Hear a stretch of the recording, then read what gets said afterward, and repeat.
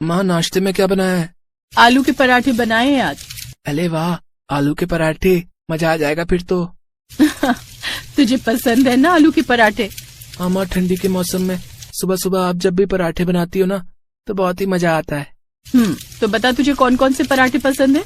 आलू के, गोभी के, और एक बार वो जो आपने सफेद वाले बनाए थे ना। हैं सफेद वाले कौन से छोटे? अच्छा, पनीर वाले। ये कहानी इन्हीं दोनों भाइयों की है। हरीश और उसका छोटा भाई सतीश अपने माता पिता के साथ एक गांव में रहते थे। उनके पिता बड़े किसान थे। उनके पास काफी जमीन थी, लेकिन एक दिन यही जमीन उन दोनों भाइयों के बीच लड़ाई की सबसे बड़ी वजह बन गई। अरे ये तो बता दे कि पराठा कैसा बना है हरीश, बस खाए ही जा रहा है। हाँ अच्छा बना है। क्या बात है बेटा, देख रही हूँ तेरा मन कहीं और है। क्या सोच रहा है? इतना गुस्सा गुस्सा सा क्यों है? देखो माँ, मैं साफ साफ कह देता हूँ, सड़क किनारे वाला खेत तो मैं ही लूंगा। भैया ने ये कैसे मान लिया कि वो खेत उनका है? अरे पर उसके बदले मैं तुझे वो बड़ा वाला खेत तो दे रही हूँ ना। रहने दो माँ, अगर छोटे को वो सड़क वाला खेत ही चाहिए तो दे दो उसे ही। और तू क्या लेगा फिर? मुझे जमीन और संपत्ति का कोई लालच नहीं है माँ। लालच जैसी कोई बात नहीं है भैया, मैं अपना हक मांग रहा हूँ। माना कि पिताजी के जाने के बाद आपने घर की सारी जिम्मेदारी उठाई है, लेकिन इसका मतलब ये नहीं है कि आप अकेले ही सारी संपत्ति के मालिक हैं। ये क्या बात है सतीश? कम से कम पराठे तो चैन से खा ले, फिर करते रहना बंटवारे की बात। वैसे भी अभी मैं जिंदा हूँ, जब मर जाऊँ तो इस घर के बीच में दीवार खड़ी कर लेना, समझे? माँ। सतीश की आंखों के सामने उसका पूरा बचपन एक बार में ही गुजर गया। उसे वो सड़क किनारे वाला खेत तो मिल गया था, लेकिन वो अपने बड़े भाई का प्यार खो बैठा था। तभी अपनी छत पर हरीश टहलने के लिए आया। वो सर्दी की सुबह थी। हरीश ने सतीश को देखा, 2 सेकंड नजरें मिलाई और फिर दूसरी तरफ मुंह करके टहलने लगा। सतीश भी हरीश को देखकर कुछ नहीं बोला। कुछ देर बाद हरीश के घर के नीचे से उसकी बहू हर्षिता ने उसे आवाज लगाई, पापा जी जल्दी नीचे आ जाओ, पराठे बन गए, ठंडे हो जाएंगे। हर्षिता की बात सुनकर हरीश सीढ़ियों की तरफ बढ़ने लगा। तभी उसने एक नजर फिर सतीश को देखा, जो नजरें झुकाए बैठा था, पर हरीश ने उससे कुछ नहीं कहा और फिर वो नीचे आ गया। कहाँ चले गए थे आप पापा जी? देखिए ना पराठे ठंडे हो रहे हैं। कहीं नहीं बेटा, वो ऐसे ही छत पर जरा टहलने गया था। कितनी ठंड है और आप ऊपर ठंड में टहलने चले जाते हो, बीमार पड़ जाएंगे। यहाँ बैठिए, मैं पराठे लेकर आती हूँ, साथ में दही लेकर आऊं? नहीं, पराठे के साथ सिर्फ चाय दे दो। सिर्फ चाय क्यों? पता है, जब मेरी माँ पराठे बनाती थी ना तो हम दोनों भाई, मेरा मतलब हम सब चाय के साथ ही पराठे खाते थे। फिर शाम को जब हर्षिता अपने पति हिमांशु के साथ बैठी थी, सुनिए आज मुझे सब जानना है। क्या जानना चाहती हो? यही कि पापा जी और चाचा जी आपस में कभी बात क्यों नहीं करते? हम उनके घर क्यों नहीं जाते और वो हमारे घर क्यों नहीं आते? आप हमेशा टाल देते हो, पर आज मुझे सब जानना है कि आखिर ऐसी क्या बात हो गई दोनों भाइयों के बीच। अच्छा बाबा, धीरे बोलो, सब बताता हूँ। उस दिन हिमांशु ने हर्षिता को सारी बात बता दी। सारी कहानी जानने के बाद हर्षिता दुखी हो गई और वो सोचने लगी कि कैसे दोनों परिवारों को एक किया जाए। सुनो, आपसे जरा एक काम है।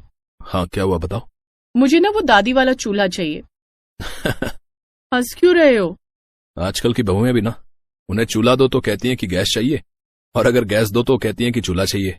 ज्यादा मजाक बनाने की जरूरत नहीं है, आप बस उतना करो जितना कहा मैंने। अच्छा बाबा ठीक है। पता नहीं स्टोर में कहाँ किस कोने में पड़ा होगा। हाँ तो जिस भी कोने में पड़ा हो हम मिलकर उसे ढूंढ लेंगे। अरे पर तुम्हें करना क्या है दादी के चूल्हे का?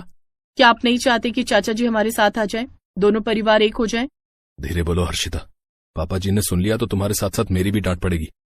देखो मैं चाहता तो हूँ, पर हम उस घर में ना तो जा सकते हैं और ना ही उनसे बात कर सकते हैं। हाँ तो आप चिंता मत करो ना तो हम उस घर में जाएंगे और ना ही उनसे बात करेंगे। आप तो बस देखते जाओ, चाचा जी खुद ही चले आएंगे। इम्पॉसिबल। हिमांशु की बात सुनकर हर्षिता मुस्कुरा दी और फिर अगली सुबह उसने अपनी दादी सास की वही साड़ी और स्वेटर पहना जो वो अक्सर पहना करती थी। उसके बाद उसने छत पर चूल्हा जलाया और गर्मा गर्म पराठे बनाने लगी। तभी बगल की छत में सतीश टहलने आया। गजब की सर्दी पड़ रही थी तो उसके हाथ में एक चाय का कप भी था। फिर उसकी नजर जैसे ही हर्षिता पर पड़ी, उसके हाथ से वो चाय का कप छूटकर नीचे गिर गया और टूट गया। उसे हर्षिता में अपनी माँ नजर आ रही थी। जैसे ही हर्षिता ने देखा कि उसके चाचा ससुर उसे ही देख रहे, तभी उसने जोर से आवाज लगाई, सभी लोग आ जाओ भाई, गर्मा गर्म पराठे बन रहे हैं, चाय के साथ बढ़िया पराठे खा लो। देखो तो कितनी बढ़िया खुशबू आ रही है, जो पहले आएगा वो पहले खाएगा। हर्षिता की बात सुनकर नीचे खड़ा हरीश भी हैरान था। उसे कुछ समझ नहीं आ रहा था कि हर्षिता कैसी बातें कर रही है, पर हिमांशु पास खड़ा मुस्कुरा रहा था। हिमांशु ने अपने पापा को छत पर चलने के लिए कहा। उधर दूसरी तरफ ना चाहते हुए भी सतीश के कदम अपने आप ही हर्षिता और उसके चूल्हे की तरफ चल पड़े। एक पराठा मिलेगा बेटी? हाँ छोटे पापा, जरूर। पनीर का पराठा बनाया है, आपको पसंद है ना? इतना सुनते ही सतीश ने झट से पराठे का निवाला खाया और फूट फूट कर रोने लगा। ये सब देखकर पीछे खड़ा हरीश हैरान था। वो तुरंत सतीश के पास आया और रोते हुए बोला, कैसा लगा छोटे, पनीर का पराठा? अगले ही पल हरीश किसी छोटे बच्चे की तरह अपने भाई के गले लग गया।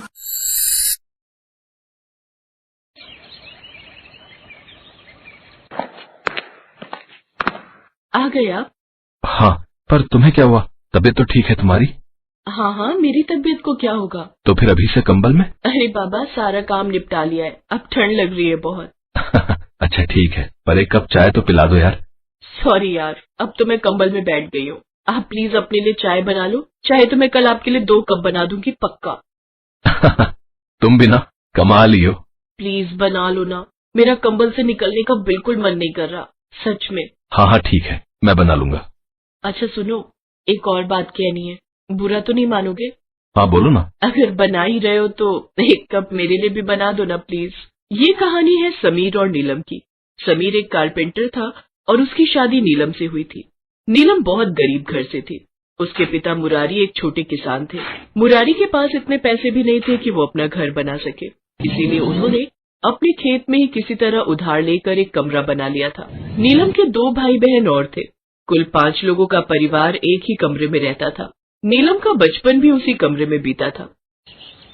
क्या हुआ, इतनी उदास क्यों?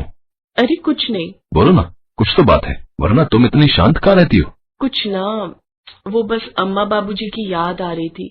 अरे तो इसमें कौन सी बड़ी बात है, मैं तुम्हें छोड़ आता हूँ, तुम घर हो आओ। अरे नहीं जी, वो तो बस ऐसे ही। देखो मैं समझ रहा हूँ, तुम्हारा मन है तो मिलाओ ना सबसे। नहीं नहीं, अभी नहीं, गर्मियों में चलेंगे हम। समीर समझ गया था कि नीलम को अपने माता पिता की याद आ रही थी और वो ये भी समझ गया था कि वो अभी अपने घर जाने के लिए क्यों मना कर रही थी। दरअसल गर्मियों में तो उसके माता पिता बाहर सो जाते थे और नीलम और समीर को अंदर सुला देते थे, लेकिन सर्दियों में बड़ी मुश्किल हो जाती थी।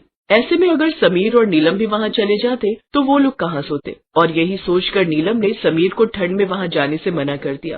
पर समीर के मन में तो कुछ और ही उपाय चल रहा था। अगले दिन, अरे आपने उठाया क्यों नहीं? ओहो 10 बज गए, अब घर का काम कौन करेगा? तुम्हें कुछ नहीं करना है, बस जल्दी से तैयार हो जाओ, मैंने नाश्ता बना दिया है, चलो जल्दी करो वरना देर हो जाएगी, बस छूट जाएगी। बस छूट जाएगी? हम कहाँ जा रहे हैं? अरे तुम्हारे मायके और मेरे ससुराल, चलो अब जल्दी करो।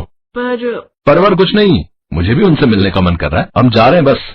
वो तो ठीक है, पर हम सोएंगे कहाँ, यही सोच रही हो ना तुम? समीर के इतना कहते ही नीलम की आंखों में आंसू आ गए। वो समझ गई कि समीर उसकी दुविधा समझ गया था। तभी समीर ने उसकी आंखों से आंसू पोंछते हुए कहा, तुम चिंता मत करो, मैं दामाद बनकर नहीं बल्कि बेटा बनकर चल रहा हूँ तुम्हारे साथ। इसके बाद दोनों बस में बैठकर नीलम के गांव के लिए चल दिए।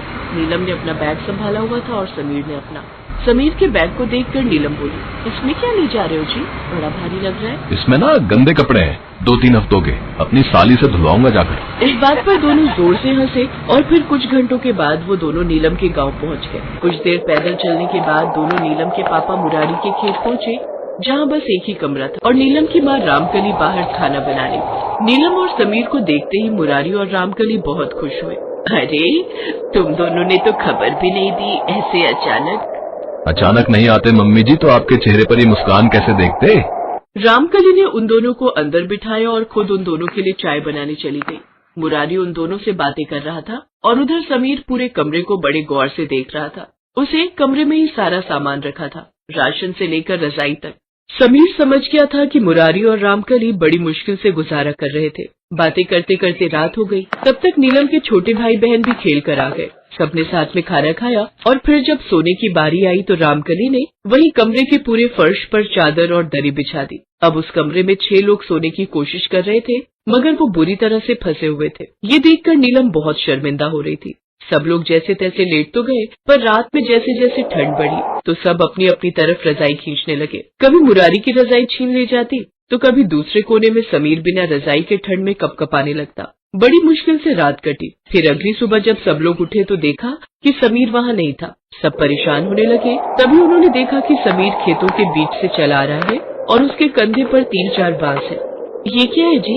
इसे बांस कहते हैं, बहुत मजबूत होता है ये। अरे वो तो मुझे भी पता है, पर इन्हें क्यों ले आए हो? अभी सब पता चल जाएगा। तुम जल्दी से एक कप चाय बना दो। हाँ ठीक है, चाय पियो और अपने घर चलो। मुझे पता है कि कल आपको ठीक से नींद नहीं आई होगी। नहीं, हम कहीं नहीं जा रहे। और रही बात रात की, तो मैं उसी का तो जुगाड़ कर रहा हूँ। नीलम को समझ नहीं आ रहा था कि समीर क्या करना चाहता था, पर तभी समीर ने अपना थैला खोला जिसमें उसके सारे औजार थे। उसने फौरन आरी निकाली और बांस को काटना शुरू कर दिया। फिर पूरे दिन काम में लगा रहा और शाम को उसने कमरे में एक डबल स्टोरी बेड बांस से बनाकर तैयार कर दिया। उसने ये आइडिया तो अपने घर में ही सोच लिया था और इसीलिए वो यहाँ आया भी था। उस रात रामकली और मुरारी नीचे जमीन पर सोए और बेड पर उसकी साली और नीलम सोए, जबकि सबसे ऊपर दूसरी मंजिल वाले बेड पर वो अपने साले के साथ सो गया। समीर की इस तरकीब से सब लोग बहुत अच्छे से सो पाए। और फिर अगले दिन, मान गए दामाद जी, आप तो बहुत ही बढ़िया बढ़ई हो। आपने तो कमाल ही कर दिया। अब तो आप जितने दिन रहना चाहो यहाँ रहो, अब तो कोई दिक्कत ही नहीं है। नहीं मम्मी जी, अब मेरा काम पूरा हो गया। अब मैं और नीलम अपने घर जाएंगे। पर मुझे इस बात की खुशी है कि अब डबल स्टोरी बेड में आप सभी लोग आराम से सो सकोगे। रामकली और मुरारी की आंखों में खुशी के आंसू थे, पर नीलम की आंखों में अपने पति के लिए सम्मान और गर्व साफ दिख रहा था।